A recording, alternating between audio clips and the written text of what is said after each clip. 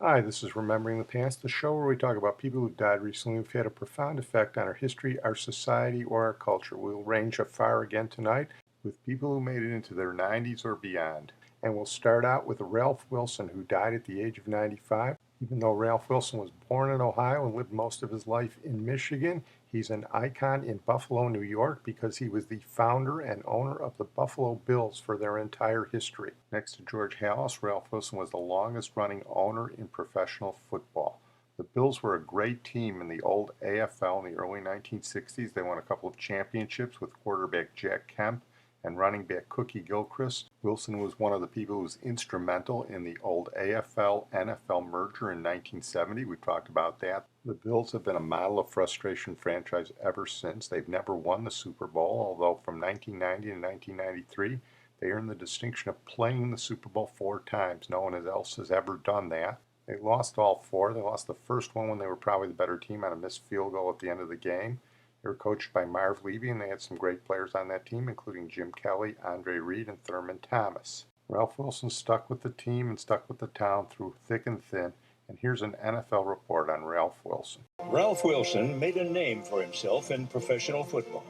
He was one of the founding fathers of the American Football League in 1960.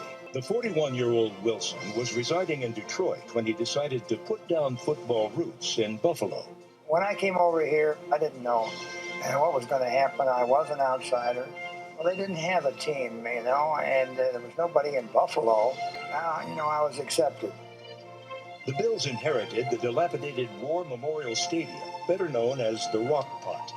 It was a small-time venue, but the Bills fielded up big-time product. Led by quarterback Jack Kemp, the Bills won back-to-back AFL titles and newfound respect for Buffalo. Ralph Wilson was an out-of-towner who took a chance on Buffalo, had faith in Buffalo, and made Buffalo, at least in the football parlance, a big league city. During the early 1990s, the Bills were the AFC's most dominant team, riding an explosive offense to 4 straight conference titles. And it's Reed.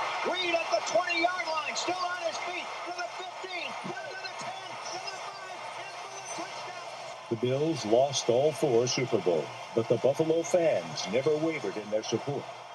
The love affair between Bills fans and their team is one of the most passionate in all of pro football. This is a blue-collar town. And, the people here, I think they'll skip lunch and dinner to have enough money to buy a ticket. That's how much they love the Buffalo Bills in this area. You had a great game. Thank you. Great game. Thank you. Thank you guys for the time off. Because I've enjoyed the association with the coaches, with hundreds of players that have come through the franchise, and the fans here in the city. And so it's been great for me. And I think great for them too. The Pro Football Hall of Fame's class of 2009 included Ralph Wilson Jr. Wilson began as an outsider, but he'll always be remembered for ensuring that the Bills got inside the hearts and minds of Buffalo fans. We're going to move on now to Oswald Morris, who died recently at the age of 99. And Oswald Morris was one of the great cinematographers in film history. He was British. In World War II, he served as a Royal Air Force bomber. After the war, he became a cinematographer in Britain, but he was best known for his work with John Huston. He did 8 films with John Huston. His most famous was Moulin Rouge. He also worked with other directors, including Stanley Kubrick and Sidney Lumet. He was nominated for the Academy Award 3 times for Oliver in 1968, for Fiddler on the Roof in 1971, and for The Wiz in 1978. Boy, did I hate The Wiz. What a terrible picture that was. But the cinematography was good. And he did win the Academy Award for Fiddler on the Roof in 1971. In addition, he won the BAFTA Award in the category of Best British Cinematography in 1964 for The Pumpkin Eater, 1965 for The Hill, and in a great movie, 1965, Spy Who Came In From the Cold. So he's something of a legend in both Hollywood and in Britain, and here is the BBC4's Last Word with Matthew Bannister to talk about Oswald Morris. Now, Oswald Morris was the Oscar-winning British cinematographer responsible for many classic movies. He worked with some of the industry's best-known directors, including John Huston, Carol Reed, Stanley Kubrick, and Franco Zeffirelli. Ossie, as he was always known, was born in Hillingdon in West London, where his father was a newsagent. He left school at 16 and joined the film industry as an unpaid apprentice before landing a job as a clapper boy. He rose through the ranks to become a camera operator and then a cinematographer.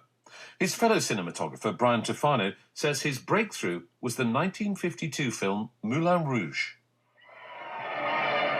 It looked beautiful because the mood that he created and the atmosphere he created of Paris at that particular period when the story was set was a breakthrough because it was very creative and extremely visual. It wasn't just flat lit. The story of shameless, seductive Paris. All her loves, ladies, her lusty legends. To create the atmosphere within the Moulin Rouge, the sort of hazy atmosphere, he had technicians up on the gantry above the set spraying water across the whole thing so that as it fell, it looked like sort of smoke. And he was aiming for a style that was in a way reflective of the paintings of people like Toulouse-Lautrec, people who would have been contemporary with the story. Absolutely. I mean, that was part of his research. And that was a partnership, I think, with John Huston. They made a film together called Moby Dick where there was a sort of sepia tint. He tried to give the sense of old photographs of the period. Yes, and again, that was done in the post-production process, in the grading, to take the colour out, to give it the sort of the mood and the atmosphere.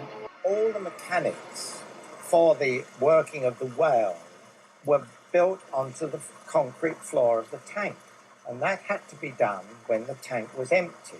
The thinking behind this was that overnight they would fill the tank, and so next morning we could shoot. And when we came in the next morning, to our horror, we found that all the inhabitants had complained that they'd had no water overnight because our pumps filling this tank had just taken all the water. If I were a rich man. He won an Oscar for Fiddler on the Roof. Why was that so acclaimed? Again, because of the mood that he created. He gave that a distinctive look by using nets. We use nets like a gauze over the lens. You know, he did tests to make sure that the colour was right, that both he and the director wanted, you know, the shade of brown, as it were. What sort of a character was he when you met him and talked to him? He was a bit of a mixture, really. I mean, he'd been in the military for a long time during the war. He was a bomber pilot, so he went through the entire war flying Lancaster bombers. There was a kind of residual sort of military bearing as part of his character, really, in the way that he controlled his crew on the studio floor. What about the stars that Ozzy worked with? Because, again, it's a kind of who's who of the movie business, including Gregory Peck, Humphrey Bogart. The actor's best friend on the studio floor is, in fact, the cinematographer. If you think about it, it's not just taking a simple close-up or a portrait. That picture is going to end up, if it's at the Odeon Leicester Square, I think it's 47 feet from one side to the other. So you need to work very closely with your actors to make them look the best they possibly can. After all, that's their calling card, and Ozzy was very good at that. Elizabeth Taylor, Richard Burton, The Taming of the Shrew.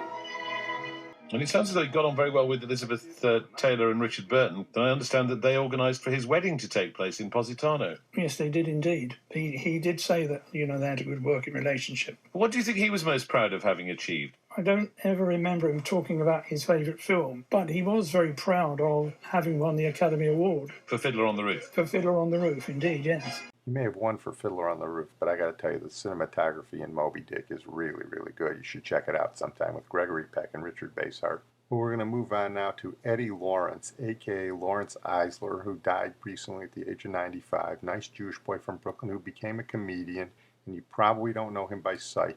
But if you're of a certain age, you know this famous routine, which has been used over and over again by everybody, and Eddie Lawrence was the guy who originated and perfected it. He did this routine everywhere. He did it on Johnny Carson God knows how many times, and his nom de voyage was the Old Philosopher. Hiya, Bunky. You say you lost your job today. You say it's 4 a.m. and your kids ain't come home from school yet. You say your wife went out for a corned beef sandwich last week and the corned beef sandwich came back, but she didn't. And your furniture's out all over the sidewalk, but you can't pay the rent, and you got chapped lips and paper cuts, and your feet's all swollen up and blistered from pounding the pavement looking for work. Is that what's bothering you, Bunky? Well, lift your head up high and take a walk in the sun with that dignity and stick to it, and you show the world, you show them where to get off. You'll never give up, never give up, never give up. That ship. Hey there, friend. You say your radiators didn't work all winter, and now that it's summer, they started up again, and you can't turn them off. And your wife sent all your lightweight suits to the cleaners, and that means you're going to have to wear your itchy tweeds this morning when they say it'll hit 106. And you got to meet an important businessman in an hour, and your bridge just broke, and you pasted it together with bubble gum, and you hope it don't fall apart while you're doing some fast talking to this man. And your shoelace just busted, and you open up a big cut on your cheek trying to even out your sideburns. And your daughter's gone out with a convict, and your wife just confessed she gave your last $60 as a deposit on an airplane hangar. Is that what's troubling you today, cousin? Well, lift your head up high. Take a walk in the sun with that dignity and stick to it, and you show the world. You show them where to get on. You'll never give up. Never give up. Never give up. That ship. I flip off. You say you can't pull your car out of the mud, and you're in the middle of nowhere, and it's pouring rain, and you can't get the top back up, and your paycheck's all blurred.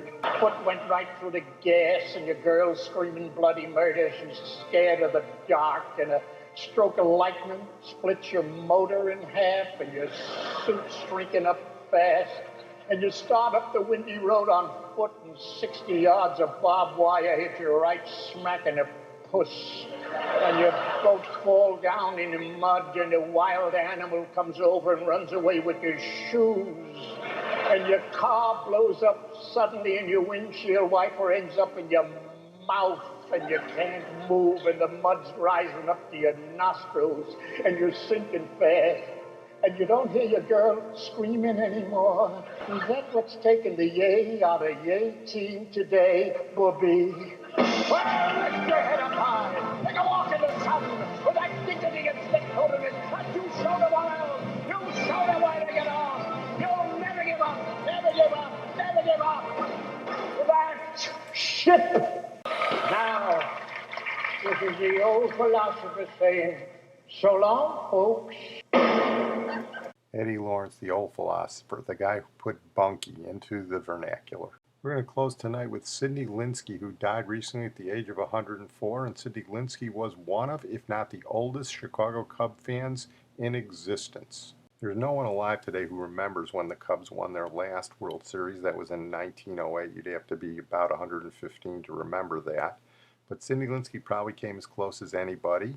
He saw them win the pennant in 1929 with Gabby Hartnett and Hack Wilson. He saw them win the pennants of the 30s and the 1940s. They lost the World Series in the 7th game in 1945 with Phil Cavarretta. And all the travails since then, from 1969 to 1984 to 2003. And he and his wife Faye endured. He and his wife Faye, by the way, were married for over 70 years. She died young, by the way. She died at 99 years, 51 weeks, and 2 days. So there was a lot of wait till next year going on there. I'm going to close on that note. I want to thank my producer, Sid Tepps. And in closing, as a final tribute to Sidney Linsky, he probably sang Take Me Out to the Ballgame at an older age than anyone has ever done before. So here is his version of Take Me Out to the Ballgame shortly before his 104th birthday. Take me out to the ballgame? Take me out to the ballgame. Take me out to the crowd. I make some peanuts and crackers. I don't care if I ever get back home. For the Maccabees, and they don't win, it's a shame. For it's 1, 2, 3 strikes are all that they own.